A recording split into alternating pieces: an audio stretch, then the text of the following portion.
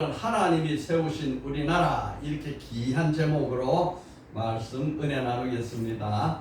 우리나라는 하나님이 세우셨다, 이 마음을 갖는 건 굉장히 중요합니다. 왜?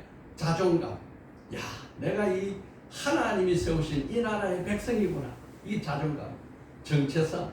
나는 하나님이 세우신 나라의 백성이 되었다, 나는 누구이다 하는 것을 아는 것은 너무너무 중요합니다. 그 전에 우리가 굉장히 힘들어할 그런 시기에 어느 대학 교수가 아주 용어를 하나 만들어가지고 백성들에게 아주 퍼뜨렸어요. 헬조선, 헬조선. 지옥 같은 나라다 이 말. 지옥 같은 나라를 퍼뜨리고 생각하면 나라가 지옥같이 됩니다. 그런데 반대로 하나님이 세우신 우리나라 좋은 나라, 이렇게 해서 하나님을 높이고 내 나라를 높이고 내 나라를 하나님 앞에 영광을 드리면 우리나라가 세계에서 가장 좋아지는 거예요.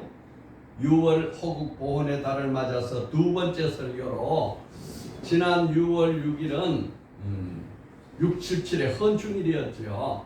예, 우리나라가 건국된 이래 오늘까지 이르러서 수많은 사람들의 희생으로 세워진 나라입니다. 그 많은 희생 속에는 하나님이 보이지 않는 손, 역사를 이끌어 가시는 하나님의 섭리가 있었습니다. 1945년 8월 15일 하나님이 히로시마, 나가사키에 원자 폭탄이 떨어지게 하셔서 이 나라가 생각지도 못하던, 그렇게 기다리던 강복의 은혜가 하늘로부터 쏟아져 내렸습니다. 자고 나니까 해방됐다는 거예요. 일제 36년이 다 떠나가고 이제는 우리의 주권을 회복하는 그런 놀라운 일이 벌어졌습니다. 누가 했습니까? 하나님이 하셨지. 그로부터 3년이 지나서 1948년 8월 15일 대한민국을 건설하게 됐습니다. 그런데 이 나라가 건설될 때에 이 땅에는 좌우 이념 대립이 극심하게 일어나서 정말로 안타깝지만은 남북이 통일되지 못하고 남과 북이 나눠진 분단 국가로 이 나라가 세워졌어요. 그런데 그 당시에 우리 남한에서 일제시대 때 우리 글을 안 가르쳤죠. 그 전에 조선시대였죠. 그 문맹률이 80%예요. 글을 모르는 사람이 80%의 백성이 글을 몰랐어요.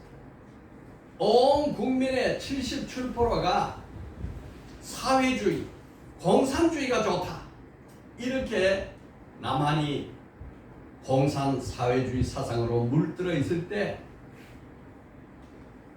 선각자 이승만 박사를 대통령으로 세워서 이 사람이 강력한 의지, 추진력으로 우리 대한민국을 자유민주주의 국가로 건국하게 됐습니다.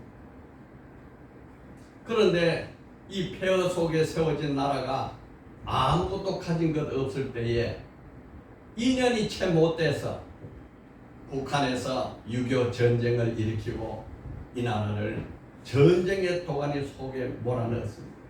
6월 25일 새벽 일요일 전쟁이 퍼져서 이 나라는 제대로 된 군인 하나도 없었고 무장된 군인, 훈련된 군인도 없을 그때에 북한에서 144대 소련의 지원을 받은 탱크가 물밀듯이 내려오니까 속수무책으로 3일 만에 서울까지 다 빼앗기는 어려운 일이 벌어졌습니다.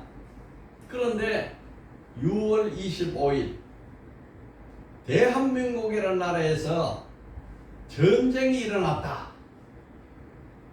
이 소식이 미국 트루먼 대통령에게 보고가 되었습니다. 트루먼 대통령은 루즈벨트 대통령이 유엔군을 창설했고 유엔을 창설했고 그리고 내추럴로 돌아가셨어요. 그리고 부통령이었던 트루먼 대통령이 대통령을 이어받았는데 전 세계를 전쟁 없는 세계로 만들자 하고 유엔을 만들었는데 2차 세계대전을 그걸로 끝내려 했는데 얼마 되지 않아서 이렇게 전쟁이 또 일어났으니 어떻게 하면 좋으냐 하고 망설이고 있을 때에 미국의 유명한 빌리 그레함 목사님이 트루먼 대통령에게 전보를 쳤어요. 대통령 각하, 남한에는 수십만의 기독교인이 있는데 그들이 무참히 지금 죽어가고 있는데 그걸 두고 볼 수 없습니다. 자유 대한민국을 살려야 됩니다. 이렇게 전보를 받았어요. 그 전보를 받자마자 트루먼 대통령이 마음이 확정이 됐어요. 야, 이 전쟁에 우리가 도와야 되겠다. 그 전쟁이 6월 25일 날 일어났는데 바로 그날 우리는 하루가 빠르잖아요. 이 동양에는 하루가 빠르고 미국은 하루가 늦지 않습니까? 바로 6월 25일 그날 트루먼 대통령이 유엔 안전보장 이사회를 소집하게 했어요. 이렇게 빨리 전쟁이 났다는 소식이 들리자마자, 그리고 안전보장 이사회가 소집되자마자 그 다음날 26일 날 한국의 유엔군을 파견해서 이 불법 남침한 대한민국을 지켜야 된다. 왜 그러냐 하면은 1948년 8월 15일 우리나라가 건국이 되었을 때에 그해 12월에 저 프랑스에서 유엔 총회가 열렸는데 유엔에다가 대한민국이 새로운 신생 독립국가가 되었습니다 하고 승인을 받아야 독립이 전 세계에 인정이 되는데, 그 해 12월 15일 마지막 유엔 총회 마지막 날 많은 사회주의 소련, 러시아 이런 데서 반대를 무릅쓰고 안건이 올라갔어요.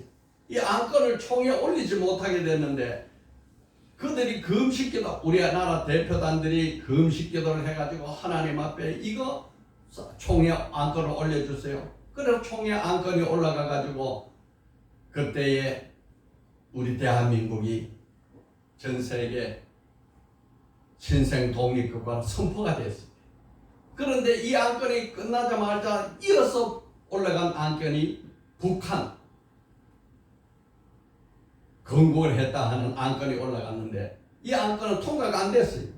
그러니까 이 한반도에는 유엔이 인정하는 나라는 대한민국, 북한은 유엔이 인정하지 않는 집단이 됐어요. 그 6.25 전쟁이 일어났으니까 나라 인정을 받지 못한 집단이 대한민국을 침공했다. 이렇게 해서 전 세계에 불법 남침을 했으니 도와야 된다. 이렇게 해서 유엔이 6월 27일 유엔 6.25가 나자 사흘 만에 유엔군 파병 결의가 되고 16개 나라에서 전투병 6개 나라에서 의료 지원단 이렇게 해서 이 나라에 22개 나라가 참전을 했습니다. 사흘 만에 이렇게 된다는 것은 기적 중에 기적, 하나님의 손길이 아니면 있을 수 없는 일입니다. 그래서 우리 교회는 늘 기도한다. 매일 기도하지요. 강복의 은혜도 하나님이 주셨고 유엔군 포병도 하나님이 하셨습니다. 하나님 감사합니다. 영광을 받으시옵소서. 제3의 큰 은혜 복음 통일도 하나님이 해주시옵소서. 우리 교회 주보에 보면은 제3의 큰 은혜 복음 통일 하여 주시옵소서 하는 기도 제목이 있습니다. 그래서 나온 거예요. 16개 나라에서 지원을 했는데 이 나라를 우리 오늘 한번 제가 불러보겠습니다. 미국, 영국, 호주, 네덜란드, 카나다, 프랑스, 뉴질랜드, 필리핀, 터키, 태국, 남아공화국, 그리스, 벨기에, 룩셈부르크, 에티오피아, 콜롬비아 이 16개 나라에서 전투병을 보냈어요. 대한민국이 어디 있는지도 몰라. 대한민국과 그들의 젊은 청년의 피와는 아무 관계없어. 그럼에도 불구하고 이 나라의 자유, 평화를 위해서 젊은 청년들이 왔단 말이야. 그리고 의료 지원단을 보냈는데 6나라, 스웨덴, 인도, 덴마크, 노르웨이, 이탈리아, 독일 6개 나라에서 전쟁이 3년 1개월 동안 계속됐는데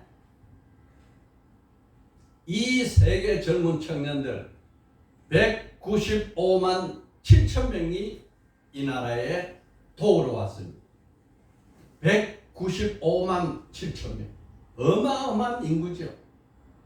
그런 많은 젊은 청년들이 참전해서 도와줬고 그 195만 7천 명 중에서 전사를 하거나 부상을 입거나 실종이 돼서 영영 찾지 못한 사람이 15만 명. 그 15만 명의 젊은 청년들이 피를 흘리고 이 땅을 지켜주시고 세워줬단 말이에요. 그래서 이 나라가 오늘에 이른 겁니다. 그래서 우리나라는 이 휴전협정했던 7월 27일을 유엔 참전의 날로 기념하고 있어요. 우리가 저도 외국에 나갈 기회가 있어서 가보면 터키에 가니까 터키에 유엔군 대한민국 참전 용사 기념비가 있어요. 거기에 터키군 죽은 사람들의 명단을 쫙 붙여놨어요. 마음이 무거워지고 너무너무 감사하고 고개가 숙여지고 저절로 기도가 나오고 이 나라를 복을 주시옵소서 이런 생각이 들다는 말이죠. 여러분 이제 우리는 날마다 이제 하나님이 주시는 데 감사하면서 복음 통일 될 수 있는 기도를 우리가 올려야 될 줄로 믿습니다. 자, 그래서 이 나라가 70년이 지났는데 이 70년 동안에 첫째 원조 받던 나라가 원조 주는 나라로 발전했습니다. 여러분 우리나라가 건국되고 6.25 전쟁이 끝나자 이 폐허 같은 땅에 무슨 생산시설이 있고 공장이 있고 배가 있고 아무것도 없는 이 땅에 국가를 세웠으니 예산을 짜야 되는데 예산은 미국에서 얼마나 원조 주느냐 이게 제일 큰 예산이에요. 원조를 많이 주면 예산이 올라가고 원조를 안 주면 예산이 줄어들고 이런 나라였습니다. 그런 나라가 70년 만에 세계에서 원조 주는 국가로 바뀌었어요. 여러분 원조 주는 국가로 바뀐 나라는 이 2차 대전 이후에 우리 대한민국 하나밖에 없습니다. 어느 나라도 원조 받던 나라가 원조 주는 나라로 바뀐 나라는 없어요. 그 70년 동안에 우리나라 산업이 얼마나 눈부시게 발전했는지 제가 기록할 수 있는 것만큼 찾아서 기록했습니다. 제가 설명하겠습니다. 배를 짓는 조선업은 세계 1등국입니다. 전 세계 다니는 선박 배의 43%가 대한민국이 배를 조선했습니다. 자동차는 세계 4대 강국입니다.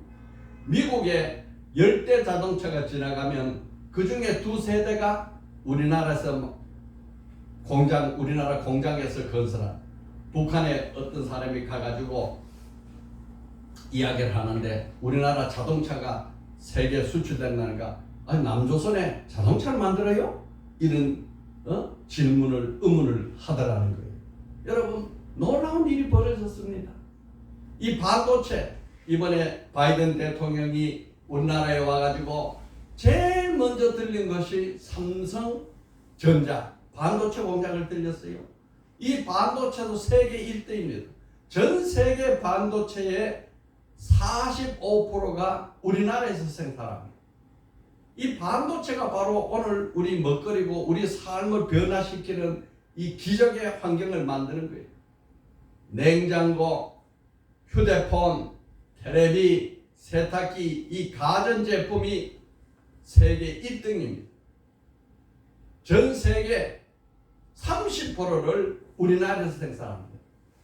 여러분, 미국 옛날 우리가 이 모든 조선, 자동차, 반도체, 냉장고, 텔레비 이거 전부 일본에서 배워왔거든요. 그런데 일본에서 1등부터 9등까지 소니, 토시바, NEC 1등부터 9등까지 합친 전자, 가전제품 회사 9개를 합친 것에 2배 되는 것이 삼성전자예요. 우리 삼성전자가 얼마나 큰지, 얼마나 하나님이 이 땅에 복을 줬는지 여러분 우리는 알아야 되는 거예요. 전 세계 고속도로 중에서 우리나라는 34개 고속도로가 있습니다. 세계 고속도로 수준으로 보면 국토에 비해서 1위입니다. 기능 올림픽에서 9년 동안 연속으로 1등을 했고 인천공항이 9년 연속으로 서비스 1등, 지하철도 전 세계 이 지하망이 세계 1등입니다. 여러분 우리나라는 기름이 아직도 나지 않는데 요즘은 서해안에 기름이 매장됐다는 것이 발견돼 가지고 중국과 갈등 속에 있는데 어쨌든 지금까지는 석유가 없었는데 아랍에미레이트에 가가지고 우리나라 이 유전 발견하는 기술로 기름을 퍼올라서 발견을 해서 우리나라 돈으로 아랍에미레이트에 유전을 개발해냈으니까 그 값으로 8억 배를 40년간 우리가 우리나라 유전처럼 사용할 수 있는 권리를 가지고 그 기름을 매년 우리가 가지고 옵니다. 전 세계 굴러다니는 자동차의 타이어, 비행기 타이어, 이 타이어가 우리나라가 3위입니다. 우리나라 총속 전투기, 이 전투기 옛날 6.25 때 탱크 한 대 없어서 쩔쩔매던 나라가 이제는 총속 전투기를 수출하는 나라가 됐습니다. 인도네시아, 터키, 브라질에 아주 좋은 성능의 전투기를 수출을 했습니다. 이 아랍에미레이트의 원자로 발전소를 우리가 수출한 나라입니다. 지난 5년 동안 원자를 아주 다 발전을 다 없애고 수출 못했는데 이제 적극적으로 미국하고 합의를 해가지고 우리 기술과 미국의 이 기술이 합쳐가지고 힘을 합쳐서 원자 발전소 수출하자 이렇게 해서 이번에 합의가 됐습니다. 여러분 우리 식생활에 많이 쓰는 라면, 초코파이도 세계 1등이에요. 우리 오토바이 탈 때 머리에 쓰는 햄넷, 또 이 문을 여는 지문 인쇄기, 도로, 우리 자동차에 쓰는 내비게이션, 또 이 문에 카메라, CCTV 카메라, LED 조명 등 이게 다 세계 1등입니다. 여러분 지금 우리나라에서 세계 1등 상품이 162개입니다. 앞으로 5년 내에 세계 1등 상품이 500개 될 걸로 생각합니다. 우리나라의 기술, 경제면이 프랑스나 이탈리아나 영국을 이미 넘어섰습니다. 이게 하나님의 은혜예요. 인류 역사가 얼마나 길고 우리나라 역사가 반만년이라 하잖아요. 5,000년 역사 동안 있을 수 없던 일이 우리 살고 있는 70년에 이런 기적이 지금 일어나고 이 기적의 혜택을 우리가 보고 있는 것입니다. 여러분 이렇기 때문에 우리나라 위상이 완전히 달라졌어요. 대한민국이 여러분 여행을 가보십시오. 이 동남아 여행을 가면은 달러가 필요 없어요. 우리나라 10,000원 혹은 1,000원짜리를 그냥 그 돈 주고 그냥 그 나라 가서 물건 사면 돼. 그러니까 얼마나 편합니까? 우리 한국 돈이 동남아에 가면 안 쓰인 나라가 없습니다. 태국, 필리핀, 인도네시아 어디든지 한국 돈이면 최고예요, 최고. 예, 프랑스 이 백화점 제일 좋은 백화점 파리의 백화점에 들어가면은 거기에 선전 문구로 우리 한글로 써놨어요. 한글로. 한국 고객이 많이 오기 때문에 한글로 써놨고 안에 이 상품 안내 설명서가 한글로 쓰여 있어요. 얼마나 유명해졌습니까? 한국에서 이 우리가 쓰고 있는 한글, 우리나라의 한글 글씨가 전 세계에서 가장 합리적인 글자다 하고 94년 7월 과학 잡지 디스커버리라는 잡지 표지에 쓰였어요. 이 세 개 나라의 언어가 얼마나 많습니까? 중국어 한자도 있고 일본자도 있고 영어도 있고 뭐 큰 나라 문자가 있지만 그 많은 문자 속에서 가장 모든 발음과 언어를 다 쓸 수 있는 글자는 한글밖에 없다. 일본 글자는 못 쓰는 말이 너무 많아요. 우리 거는 못 쓰는 발음이 없어요. 다 써요. 근데 글자가 몇 자냐? 24자밖에 안 돼. 그러니까 24자만 배우면 모든 걸 다 쓸 수 있는 거예요. 인도네시아의 부톤 섬이라는 섬에는 짜이짜이족이라는 이 민족이 사는데 이 사람은 말은 있어도 글자가 없어요. 그래서 이 짜이짜이족이 글자를 배워야 되는데 영어로 쓰면 좋을까? 뭐 어느 나라 말로 쓰면 좋을까? 했는데 이 나라 사람들이 한국어로 자기 나라 말을 쓰기로 도입을 해가지고 한국어를 써요. 또 미얀마, 몽골 같은 데는 우리나라하고 언어 순서가 같아요. 일본도 언어 순서 같죠?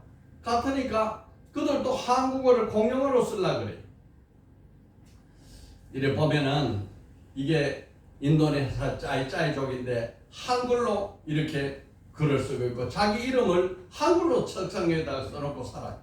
그래서 이 사람들이 한글날을 기념해서 572년 된 한글의 날이다. 그리고 이렇게 그들이 기념하고 그들이 자기 학교 칠판에다가 한글 공부를 배우고 있습니다. 그리고 이렇게 길가에 간판이라든지 안내판이 한글로 기록이 되어 있어요. 여러분 놀라운 일이죠. 이 한글 교육, 교사, 양성과정을 만들어 가지고 이곳에다가 한글을 보급하고 있고 이 한글을 이 책을 만들어 짜이짜이족에게 한글 책을 만들어 가지고 보급을 하고 있습니다. 놀라운 일이죠. 예. 뿐만 아니라 이 아프리카에 말라위라는 국가가 있어요. 아프리카의 중간 중심부에 보면은 말라위 국가가 있는데 이 말라위 국가는 3분의 1이 호수입니다. 그런데 이 호수가 그리 큼에도 불구하고 말라위 국가가 너무 농사를 못 져가지고 식량이 없어서 최빈국으로 사는데 우리나라 이 농어촌 개발공사에서 이 농사 짓는 법을 개발해가지고 이 나라에다가 농지를 개발하고 또 수로를 만들고 식수를 개발하고 해가지고 식량 부족 국가가 식량 수출 국가로 만들었어요. 이러니까 얼마나 이 나라가 대한민국이 고마운 줄 몰라요. 그래서 이 나라 대통령이 자기 나라 국기가 있는 그 국기 가운데 우리나라 태극기 문양을 갖다가 달았어요. 그런데 이 말라위 나라 바로 옆에는 탄자니아라는 나라가 있는데 이 말라위 호수가 굉장히 세계에서 제일 큰 호수가 말라위 호수예요. 이 말라위 나라의 3분의 1이 이 호수인데 이 호수에는 온갖 고기가 많고 또 미네랄도 많고 한데 이 탄자니아는 군대가 있고 무기가 좋아서 언제든지 이 호수를 자기 것으로 만들려고 이 말라위를 위협을 한단 말이에요.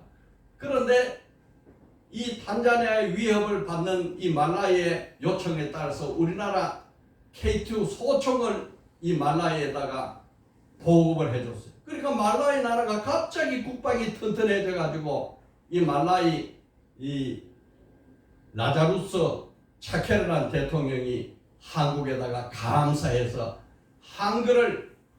한국을 우리가 따라하자. 뭐든지 한국 따라해야 우리가 앞으로 살 길이 생긴다. 그러면서 태국 문양을 자기 국기에다가 중간에다 가려놓고 우리가 어떻게 해서 가능하다면은 한국에 아예 편입하는 게 좋겠다. 이런 말까지 할 정도예요. 우리나라 대양상선 이 정육은 사장이 있는데 그 사람이 이 말라에다가 대양대학을 만들어줬어요. 그리고 말라에다가 대양 누가병원을 세워주고 간호학과를 만들어주고 의사가 배출되고 간호사가 배출되고 정보통신 기술학과를 세워가지고 정보통신 우리나라 정보통신을 보급해주니까 이 말라이 나라에 몇 년 안에 자기 나라 소득이 2배로 증가됐어. 그러니까 야 이거 우리가 한국이 아예 편입해서 살면은 우리가 아주 좋은 나라 되겠다. 이럴 정도의 우리나라에 감사를 하고 희망을 하고 있습니다. 또 아프리카 콩고라는 그 나라에는 이 피그민족, 이 콩고 피그민족이 있는데 피그미족이 있는데 이 피그미족은 이 자기 언어는 있어요. 아까 이 인도네시아 짜이짜이족처럼 집댐보라는 이 말이 있는데 이 말을 글로 옮기죠. 글씨가 없으니까 못 옮겨요. 그래서 우리나라 이 한글 협회에서 여기에다가 한글을 도입해가지고 가르쳐주고 그래가지고 한글을 소개해주고 성경을 소개해주고 이 나라의 말을 한글로 쓴 이 치댐보 성경을 만들어가지고 보급을 해주고 이래서 이 나라가 복음화되면서 한글을 이렇게 쓰고 있습니다. 그래서 이 나라에서 요 사람이 들고 있는 것이 여기 잘 보이나요?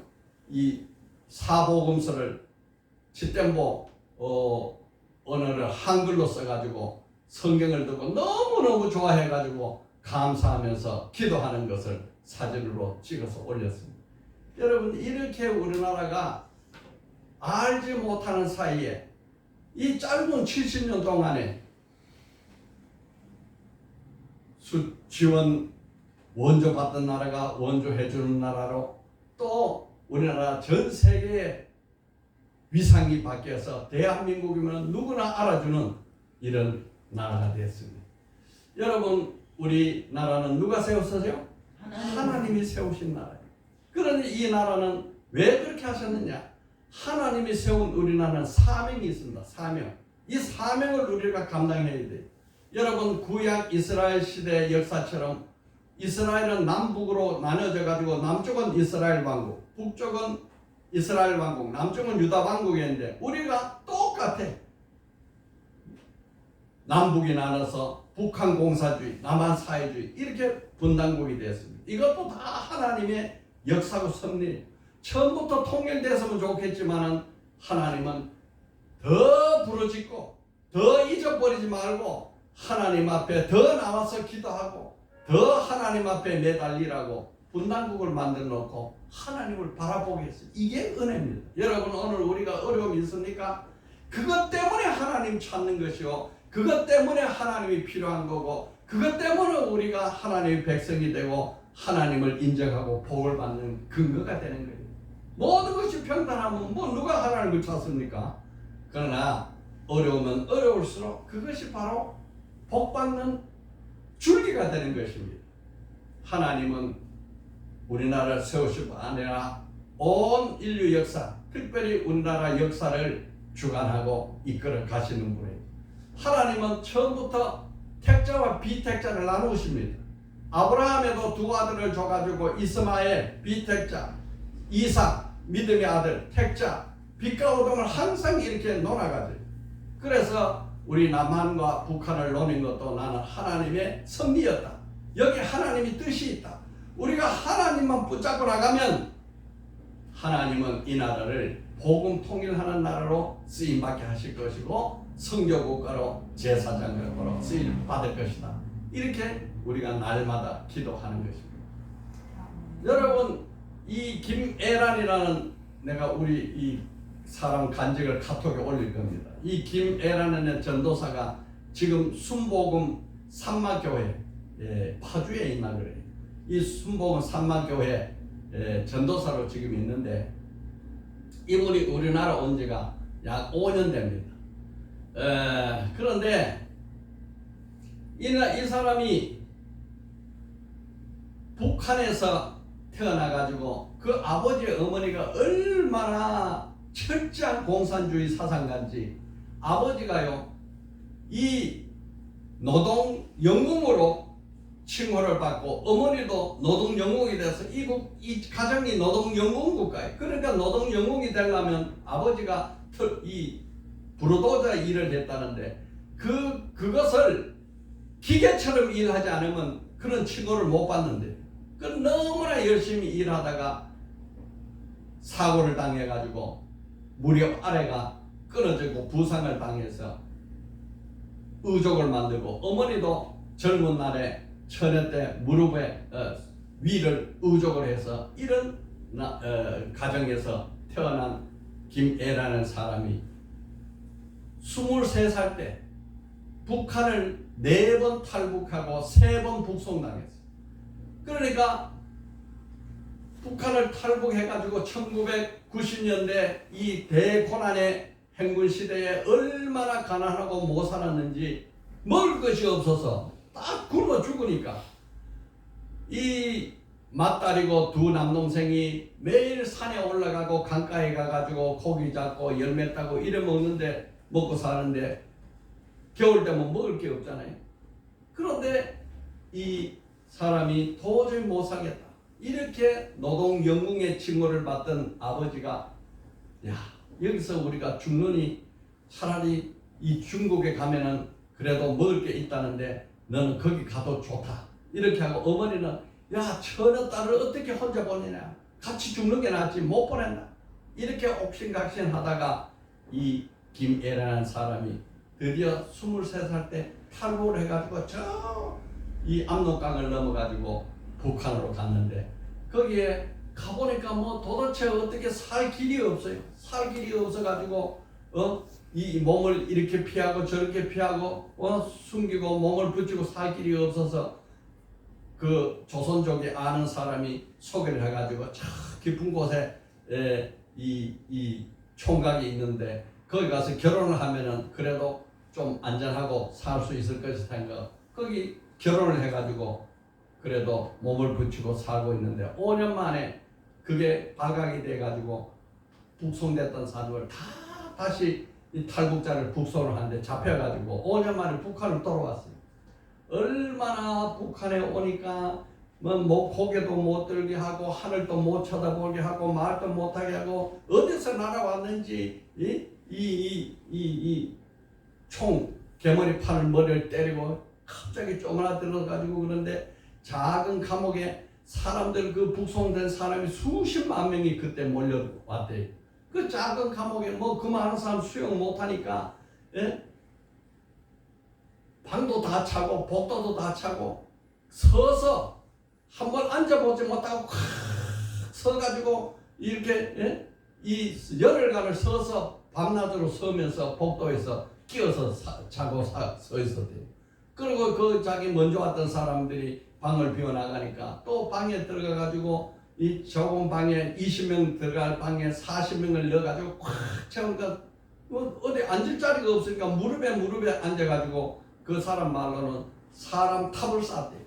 그러니까 발이 뭐 다 저리고 움직이지 못하고 이렇게 해서 이 감옥 생활을 하다가 노동단련대에 형을 받고 가가지고 아침 5시부터 밤 10시까지 제수복도 없고 자기가 신은 신발 그대로 그렇게 하다가 병이 들어가지고 도저히 이제는 더 이상 살 수 없다 그래서 이 신원 보증을 받아가지고 이제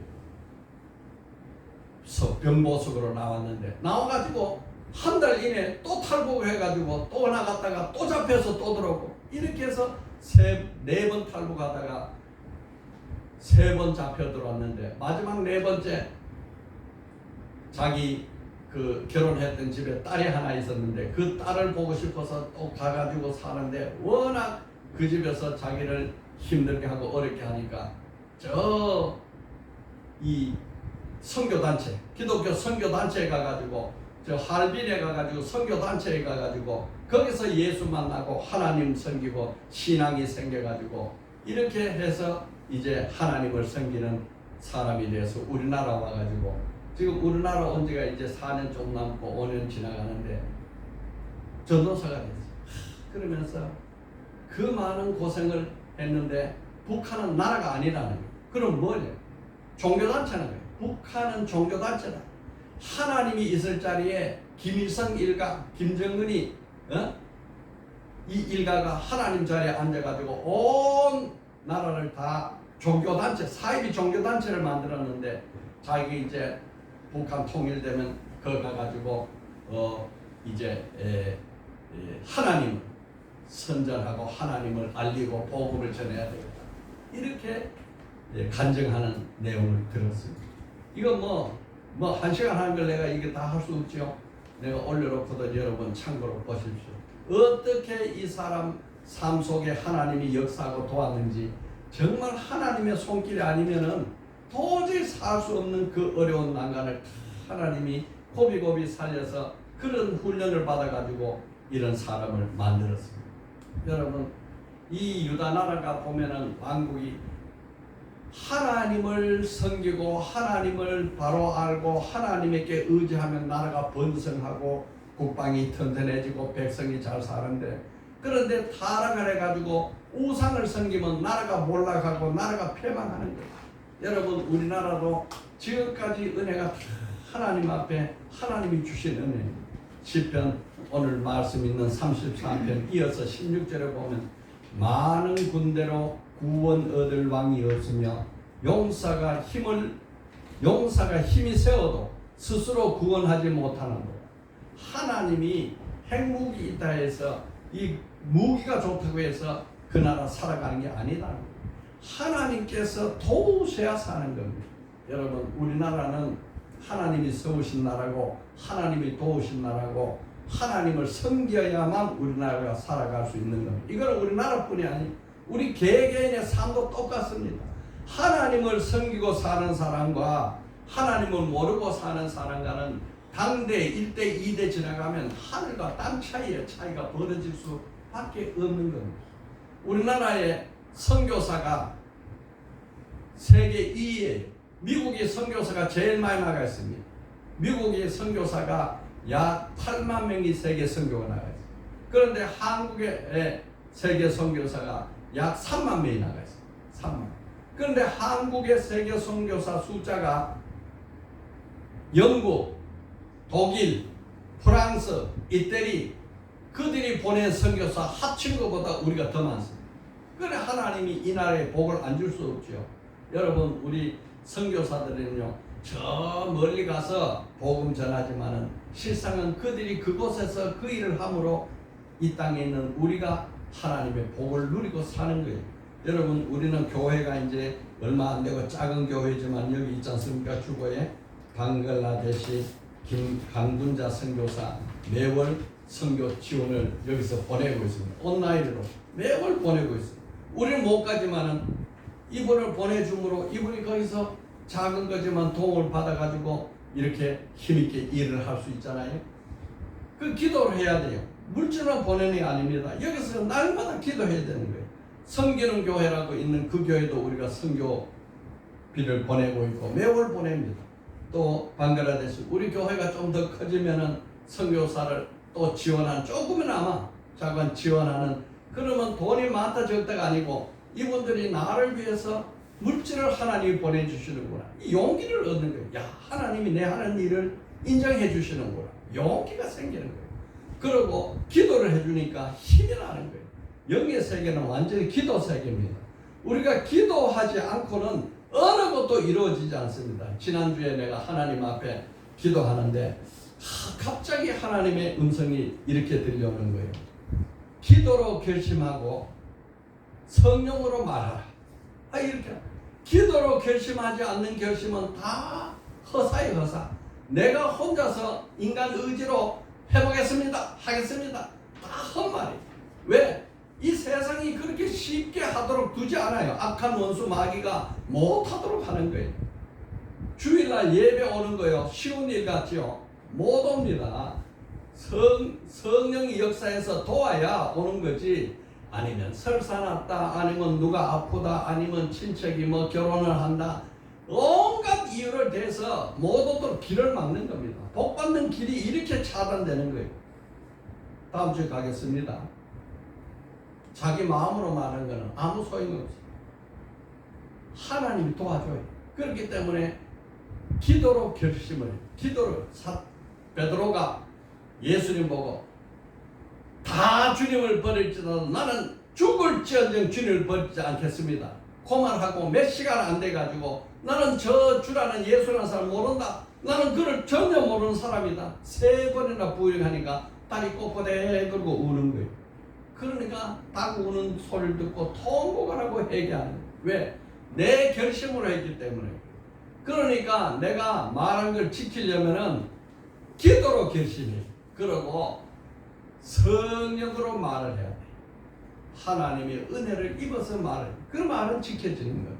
앞으로 이제 다음 주에도 또 우리나라에 대한 이 희망에 대한 설교를 한 번 더 할 거예요. 앞으로 20년 후에 우리가 복음 통일될 걸 전망하고 있습니다. 그러면 선교국가로 제사장국가로 쓰임받게 될 겁니다. 여러분 이걸 위해서요 뭐가 필요하냐? 기도가 필요한 거예요. 우리는 이 매일 일주일 내에 여기 저녁 7시 반부터 나와가지고 하는 나라와 이 교회를 위한 기도, 성도들의 이름 불러서 하는 이 모든 기도가 그들이 받을만 하면 그들에게 복이 가고 그들이 받지 못하면 그 복이 내한테로 오는 거예요. 그래 우리는 끝없는 중보 기도를 하는 것입니다. 하나님은 그 기도를 들으시고 그대로 역사해 주실 줄 믿습니다. 오늘 말씀요 우리 요약하겠습니다. 우리나라 누굴 세웠어요? 하나님이 세운 나라. 원조 받던 국가가 원조 주는 나라. 또 우리나라 위상이 나가 모를 정도로 달라졌어요. 그리고 하나님이 왜 우리나라를 세우셨어요? 사명이 있어요. 사명이 있어요. 여러분 이걸 꼭 기억하세요. 오늘 왜 우리에게 구원의 복음을 줍니까? 뭐가 있었어요? 사명이 있어요. 사명이 있어요. 여러분 사명이 있는 자는 죽지 않습니다. 사명이 있는 자는 절대로 안 죽습니다. 하나님이 주신 사명을 하나님이 하게 하시는 거예요. 김혜란이 죽을 고비가 수없이 많지만 안 죽었어. 왜 안 죽느냐? 하나님이 사명을 주기 때문에. 여러분 힘들고 어렵습니까? 사명을 붙잡아요. 그러면 그것을 기어이 떠나가고 하나님은 그 사명을 이루어 주실 것입니다. 자, 우리 다 같이 한 줄 기도하겠습니다. 시작. 주여, 우리나라가 복음 통일과 선교 국가와 제사장 나라로 쓰임받게 하옵소서. 아멘.